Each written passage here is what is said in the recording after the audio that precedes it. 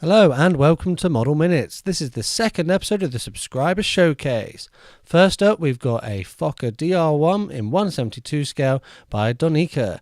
This is of course the famous aircraft flown by the Red Baron in World War I, and he's done a great job of representing it.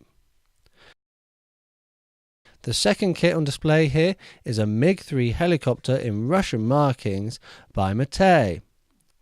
He's done a great job of representing the camouflage colour in all its intricate detail, as well as painting it to make it look like it's weathered.